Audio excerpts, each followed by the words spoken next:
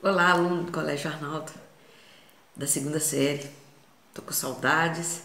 Eu espero que esse período de afastamento presencial termine logo e que a gente possa se encontrar presencialmente novamente, que a gente possa se abraçar e conversar ao vivo, né? Mas enquanto isso, eu preparei com bastante carinho um material para vocês, para a gente discutir sobre a unidade 2 no nosso livro texto, capítulo 3, sobre os procariotes. E já nessa primeira telinha, observa aí, eu coloquei uma imagem de uma das importâncias ecológicas e econômicas das bactérias, uma das mais importantes. O uso de bactérias como bioinseticidas. No caso, nessa embalagenzinha aí que você está vendo, que é comercializada como o bioinseticida, uma embalagem de meio quilo, é feito a diluição, o preparo, aquilo é aplicado na plantação de soja, por exemplo, e ele combate, faz um controle biológico da lagarta da soja. A lagarta come e ela é tóxica para a lagarta e aí então faz um controle biológico. A bactéria contamina a lagarta e a lagarta não passa para a fase de pupa para depois virar uma borboleta ou uma bruxa. E isso é um controle biológico legal porque é um ser vivo, a bactéria aí nesse bioinseticida, e não tem produto sintético na história. Então, todos são biodegradáveis depois e essa bactéria não é patogênica para nós, ok? Bom, nessa ilustração a gente tem duas imagens legais. Na primeira está mostrando um tipo de classificação das bactérias pelo formato da bactéria e se ela tem ou não flagelo. Então, por exemplo, no cocos é uma bolinha que pode ser sozinha, única, unicelular, mas pode formar colônias também, de duas, de plococo, de quatro, tetrápode, pode formar uma fileirinha de bactérias, cocos, que aí chama streptococcus, ou então em forma de um cachinho de uva que chama estafilococcus. No caso dos streptococcus, por exemplo, você tem o streptococcus pneumonia, que causa uma série de doenças, como a pneumonia, a meningite e a própria septicemia. Então, é uma doença, é uma bactéria importante, bastante patogênica, né? Quando você observa aí o bacilo, que são bactérias alongadas, que também pode formar colônias, o streptobacillus, que são fileiras de bacilos, né, principalmente, e no caso de um bacilo sozinho, você pode ter os clostridiums, o Clostridium botulinum e o Clostridium tetani. No caso do Clostridium botulinum, por exemplo, é uma bactéria anaeróbica que, se entrar na corrente circulatória por meio de um alimento mal processado, mal acondicionado, principalmente enlatados, embutidos, né? E a bactéria consegue reproduzir ali dentro, já que ela é anaeróbica, então ela vai produzir uma toxina chamada toxina botulínica, que vai impedir a comunicação da terminação nervosa com a fibra muscular, e aí então a pessoa pode ter acometido musculatura nobre, como musculatura respiratória, por exemplo, até uma parada respiratória, né? A toxina botulínica é usada em grandes diluições na pele das pessoas, no rosto principalmente, que quer não ter ruga e tudo, aí usa também a bactéria, a toxina da bactéria Clostridium botulinum. Já a bactéria Clostridium tetani, que é outro exemplar de bacilo, causa o tétano, né? Para o tétano tem vacina. A gente toma de 10 em 10 anos, é bom você conferir como é que anda seu cartão de vacinação, né? Outro formato interessante é o do vibrião. O vibrião tem o formato de uma vírgulazinha, pode ter ou não flagelo. Esse daí que está representado em verdinho, o vibrião, é o Vibrio cholerae, que causa cólera, que causa uma diarreia importante, com desidratação de até 10 litros por dia, matando a pessoa, né? Tem aí também a espiroqueta, o caso da Leptospira interrogans, que causa leptospirose, doença importante na época das chuvas, que a gente passou aí antes de passar por essa situação avassaladora que nós estamos vivendo com o coronavírus. Teve a situação do excesso de chuvas, as pessoas andando ali pela chuva, e essa bactéria fica, ela se aloja no sistema urinário de rato, de cachorro, de vários tipos de animais, e a urina pode ficar seca ali dentro do esgoto, por exemplo, por até 6 meses. Aí vem a chuva, alaga tudo, o camarada sai para andar no meio daquilo ali, passa na enxurrada, tem que atravessar a água e se contamina, penetra pela pele, causa febre, muita dor de cabeça, às vezes icterícia, pode caminhar até para a morte também, né? No caso dos espirilos, os espirilos eles podem dividir em vibrião, se tiver menos rígido, só com uma vírgulazinha, e as espiroquetas são variedades dos espirilos. Na outra desenho aí, o metabolismo das bactérias, é uma outra forma de classificar as bactérias, pelo tipo de nutrição delas. Então aí essa tabelinha tem até no nosso livro também, ela é pela fonte de energia que a bactéria usa, a forma de energia dela e a fonte de carbono. Então no primeiro caso tem as fotoautotróficas, né? Foto de luz, de fóton, auto próprio e trófos de próprio nível trófico. Então ela não precisa de outro nível trófico, ela é autotrófica. E usa o fóton, ou seja, usa a luz. Então a fonte de energia dela é a luz, e a partir da energia luminosa da luz, ela consegue então utilizar o carbono do gás carbônico, do dióxido de carbono, para fazer a síntese da sua matéria orgânica. No caso das quimioautotróficas, é parecido. Também a fonte de carbono também é o gás carbônico, mas ao invés dela usar energia proveniente da luz, ela usa energia proveniente da quebra de algum composto inorgânico. Então ela pega um óxido de enxofre, por exemplo, um óxido de nitrogênio, quebra, libera aquele bocadinho de energia e ela usa essa energia para construir a molécula orgânica dela. No terceiro caso são as heterotróficas, que aí é outra lógica de obtenção de energia, né? Não constrói a molécula para si, ela não é autotrófica. Ela vai buscar energia num composto orgânico e desse mesmo composto orgânico ela tira sua fonte de carbono. Agora, eu combinei com vocês de assistir 3 vídeos, espero que você tenha assistido. Então, eu vou fazer um pequeno comentário de pontos-chave de cada um dos vídeos. Aí, nessa telinha, então, eu coloquei imagem para comentar 2 dos filmezinhos. Primeiro é sobre as bactérias. O que são? Onde vivem? O que fazem? Legal esse título, né? Um vídeo muito bem humorado que faz essa introdução do capítulo, mostra a estrutura da bactéria. Então, eu pus uma bactéria aí para a gente comentar sobre as partes dela. Observa bem, a bactéria é um ser procarionte, a gente sabe disso porque não tem membrana nuclear, olha lá o desenho. O material genético DNA é um DNA único, uma molécula sem aquelas proteínas de proteção da molécula de DNA, é como se fosse a molécula de DNA pelada, né? Solta ali dentro do citoplasma. No citoplasma você tem como organela, como estrutura os ribossomos, e tem o citossol com água, proteínas, alguns sais, algumas moléculas orgânicas ali nessa parte líquida.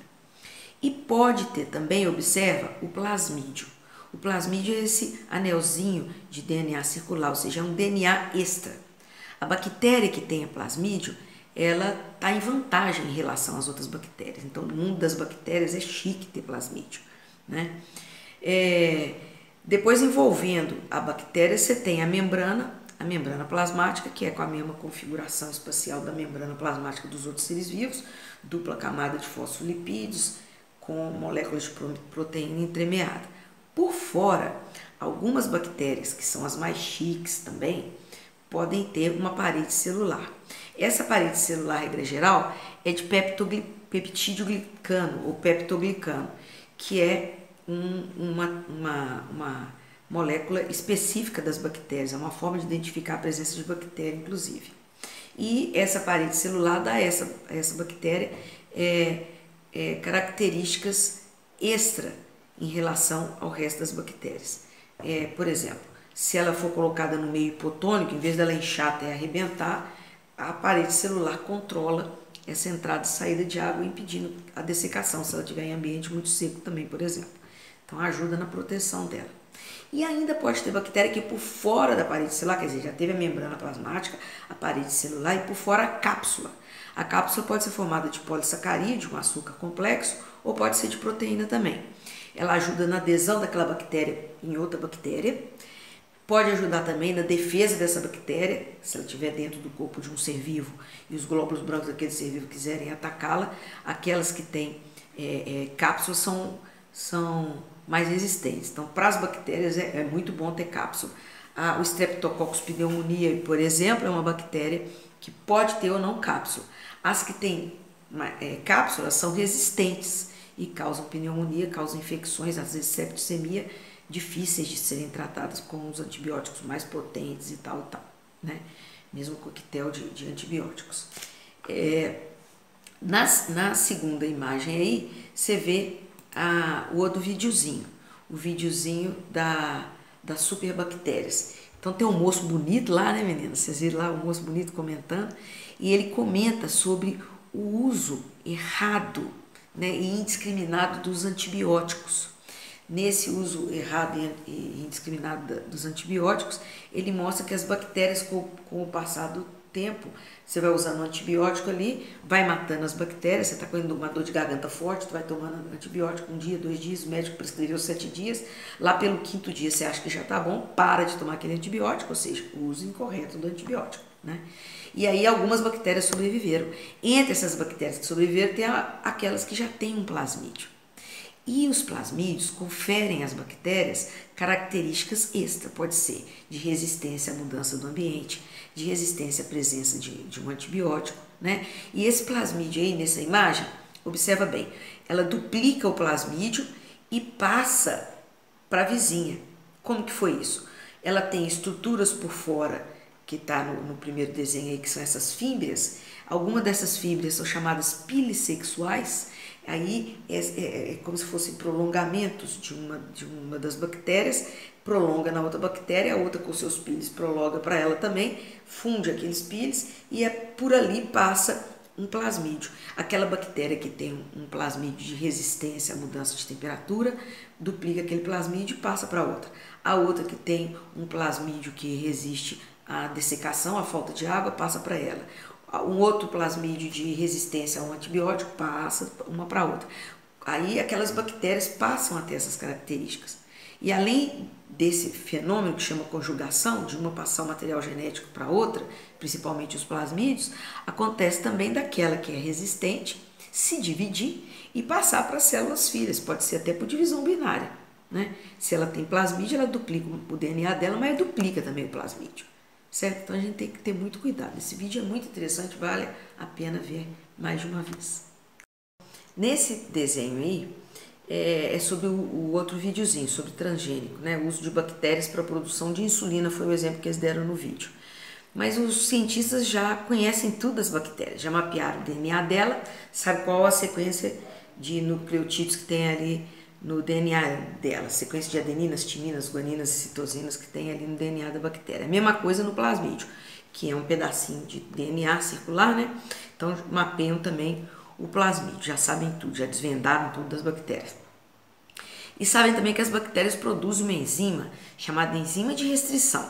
Na natureza, essa enzima de restrição serve para a bactéria se defender contra a entrada de algum vírus, o bacteriófago, por exemplo. Aí o vírus quer atacá-la e ela lança essa enzima de restrição e picota o material genético do vírus. Bom, sabendo disso, os cientistas têm usado essas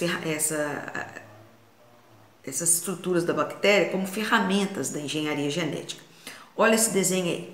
Eu numerei com 1, 2 e 3. No momento 1, eles estão pegando uma bactéria, essa oval aí, o materialzinho genético dela, com o plasmídio. Tiraram dela o plasmídio por centrifugação, diferença de peso molecular, coisas da química. Aí pegam esse plasmídio e cortam com a enzima de restrição. Existem vários tipos de enzimas de restrição que as bactérias produzem. E essas enzimas de restrição cortam o DNA em ponto específico. Então, pega a enzima de restrição que interessa, corta ali o plasmídio, o DNA do plasmídio, que é o azulzinho, cortou. E no momento 2 ali, pegou um DNA, uma molécula de DNA nossa, por exemplo, que tem um gene de interesse. No caso, é o gene da insulina que eles mostraram ali. Aí eles tiram desse material genético nosso, por exemplo, do cromossomo, lá o lugar onde tem o gene da insulina, cortam com a mesma enzima de restrição que cortou o plasmídio, no número 1, cortam também esse gene de interesse. E retira ali o gene, um pedaço da molécula de DNA, com uma sequência de adeninas, timinas, guaninas e citosinas, em pares, tudo, molécula de DNA, pegam esse pedaço da molécula de DNA de interesse que quer ser estudado, o gene da insulina, e inserem esse gene no plasmídio. Aí colocam outras enzimas que ligam, chama ligase essas enzimas, mas tudo bem.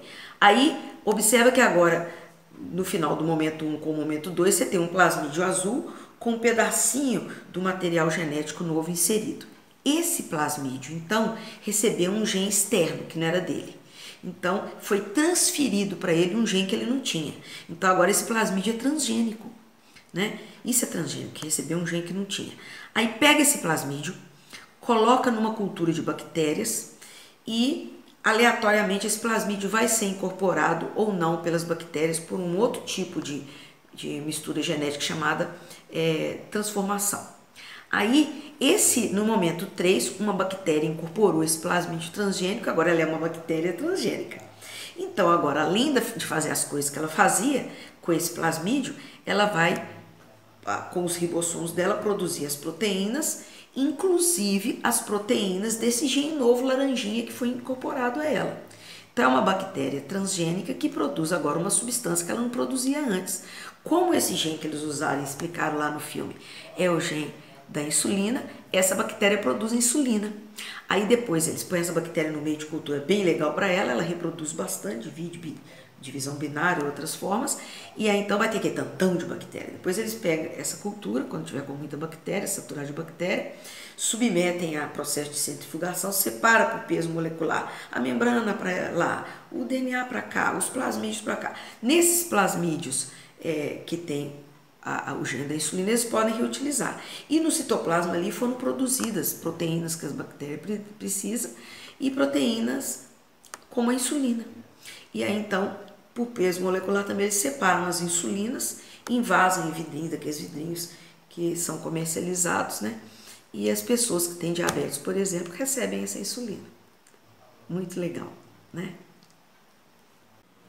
Muito bem, então nessa aula nós discutimos as bactérias, as características particulares dela, coisas peculiares das bactérias, e ficou faltando discutir um pouco mais sobre as doenças. Então, no nosso próximo encontro, nós vamos ver sobre as doenças bacterianas.